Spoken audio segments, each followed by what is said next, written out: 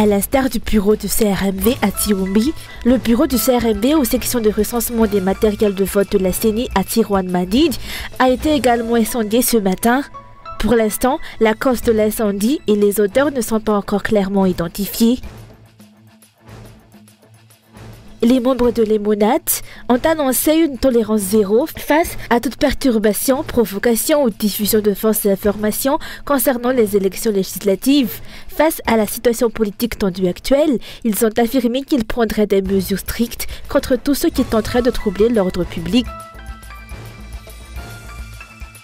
De l'actualité internationale, Pékin accuse les États-Unis de corrompre l'ordre international et de chercher à maintenir leur hégémonie sur l'Asie et le Pacifique durant le forum annuel consacré à la sécurité en Asie.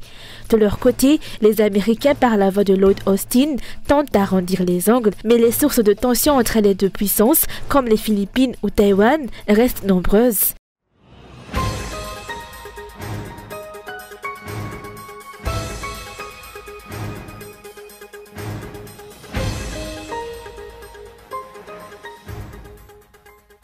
Le bureau du CRMV aux sections de recensement des matériels de vote de la CENI à Tirouane-Madide a été incendié aux alentours de 3 heures ce matin. Pour l'instant, la cause de l'incendie et les auteurs ne sont pas encore clairement identifiés. Les candidats qui ont participé aux élections législatives locales ont affirmé que cet incendie ne devrait pas poser de problème majeur. Tous les candidats disposent de copies des procès-verbaux et pourraient les utiliser si nécessaire, plutôt que de précipiter la tenue de nouvelles élections.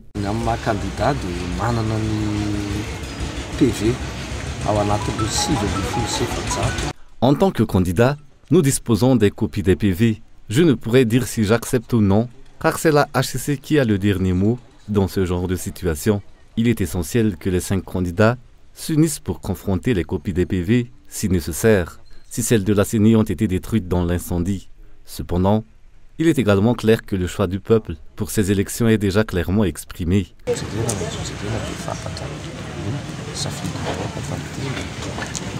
Certains candidats ont condamné de tels actes et ont exigé l'ouverture d'une enquête approfondie.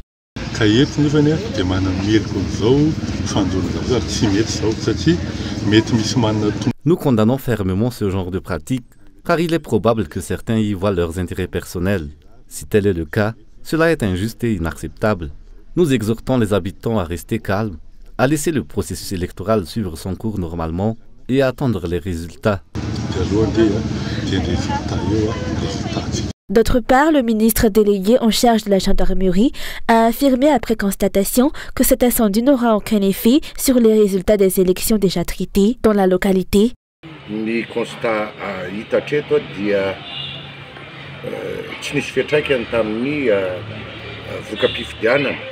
Suite à la constatation qui a été faite, il a été confirmé que l'incendie n'a eu aucun impact sur les résultats des élections qui ont déjà été traités. Seulement environ 10% des documents ont été endommagés dans l'incendie et je tiens à préciser que les résultats traités ont déjà été déplacés. En conséquence, la décision a été prise de déplacer le CRMV au niveau du palais de justice.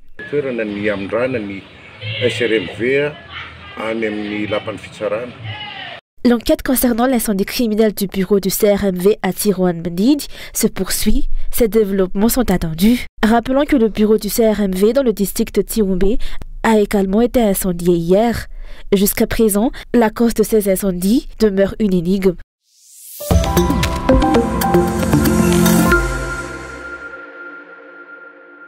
Les membres de l'EMONAT ont annoncé aujourd'hui une tolérance zéro face à toute perturbation, provocation ou diffusion de fausses informations concernant les élections législatives. Face à la situation politique tendue actuelle, exacerbée par l'incendie des bureaux du CRMV aux sections de recensement de matériel de vote de la CENI dans certaines régions, ils ont affirmé qu'ils prendraient des mesures strictes contre tout ce qui tenterait de troubler l'ordre.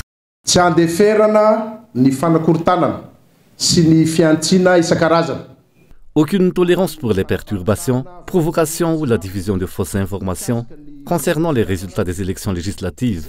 Nous prendrons des mesures strictes contre les infractions perturbant l'ordre public et le processus électoral à travers l'île. Nous rappelons que la HCC est la seule instance habilitée à publier les résultats officiels des élections. Dans l'attente de ces résultats, nous appelons chacun à rester serein, à respecter les lois en vigueur et à ne pas se laisser influencer par les provocations sur les réseaux sociaux et dans la communauté. Tous les membres des forces de l'ordre de l'île sont tenus de démontrer leurs compétences dans l'application des lois en vigueur et d'afficher leur unité dans l'exercice de leurs devoirs et responsabilités. Rappelons que c'est à Tsioumbé, Tsiroun-Mandid et à Mbilombe que des troubles ont éclaté dernièrement, entraînant l'incendie des bureaux du CRMV dans ces localités.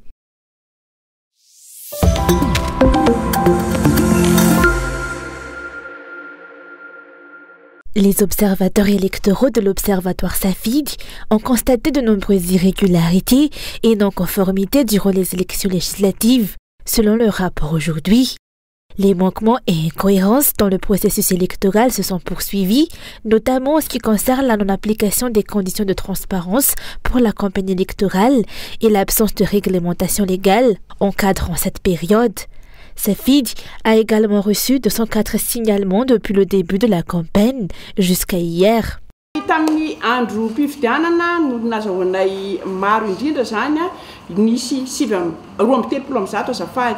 Le jour des élections, nous avons reçu le plus grand nombre de signalements, totalisant 132 à travers toutes les régions.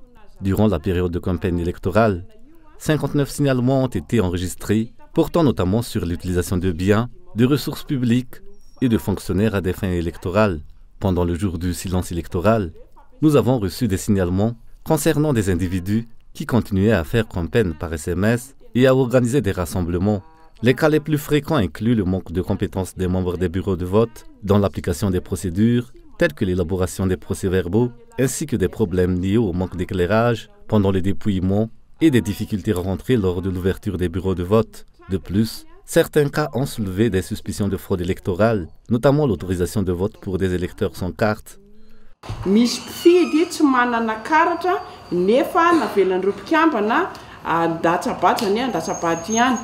Selon les explications, le taux de participation aux élections législatives de cette année est de 41,06%, une augmentation par rapport à celle de 2019.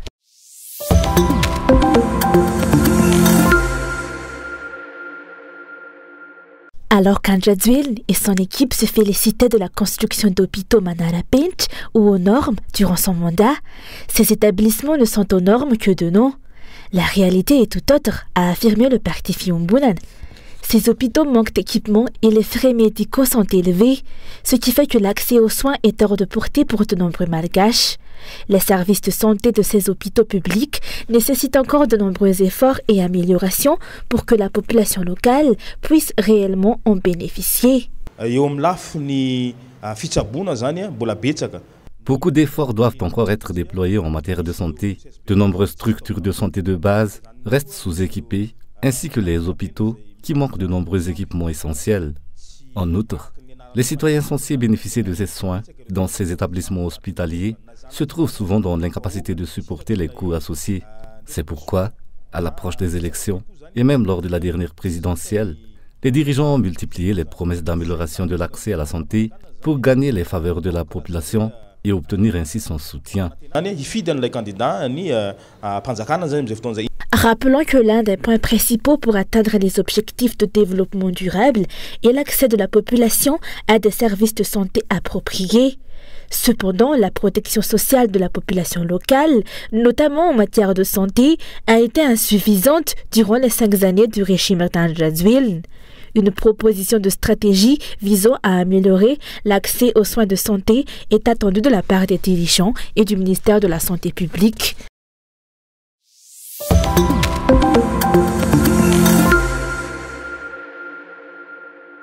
Les Malgaches ne peuvent plus se permettre actuellement d'acheter tous les médicaments prescrits par les médecins en raison des difficultés économiques rencontrées par chaque foyer. On achète ce que l'on peut, ont affirmé les citoyens. Mon enfant est malade, mais je ne peux pas encore acheter tous les médicaments dont il a besoin. Nous devons attendre, car le coût est très élevé. Nous prévoyons de les acheter demain ou plus tard. Nous vivons au jour le jour et sommes confrontés à des difficultés financières importantes. Les pharmacies ne peuvent pas contraindre les clients à acheter tous les médicaments prescrits. Elles se contentent de conseiller les patients ou de proposer des médicaments équivalents à un prix plus abordable. Dans le cas où une ordonnance prescrit 5 médicaments, il arrive que les patients choisissent d'acheter uniquement les moins coûteux, même s'ils ne sont pas les plus essentiels pour leur traitement. Dans ces situations, nous nous efforçons de prodiguer des conseils et de proposer des alternatives plus abordables qui demeurent efficaces pour le traitement. Les pharmaciens affirment que peu de patients suivent scrupuleusement leur traitement médicamenteux. Certains ne prennent pas tous les médicaments prescrits, tandis que d'autres ne respectent pas les délais de prise ou ne reviennent pas pour renouveler leur ordonnance. Selon les médecins interrogés, ce non-respect des prescriptions médicales peut compromettre l'efficacité du traitement et la santé du patient. Il arrive parfois que le patient ne guérisse pas, que la maladie s'aggrave et pourrait entraîner le décès. De plus, certains patients peuvent développer des réactions allergiques à des médicaments qu'ils prennent en substitut à ceux prescrits par leur médecin. Ce médecin a également souligné l'importance d'acheter des médicaments en pharmacie où un docteur en pharmacie est disponible pour fournir des conseils et répondre aux questions des patients en cas de besoin.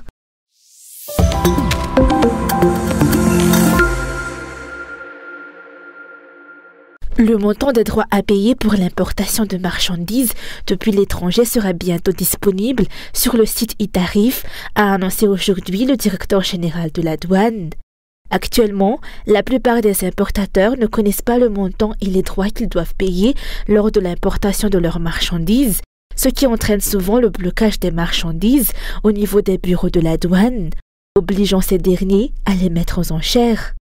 Ce site a été créé afin de permettre aux importateurs de connaître plus facilement le montant qu'ils doivent payer et de préparer à l'avance les détails nécessaires pour le paiement.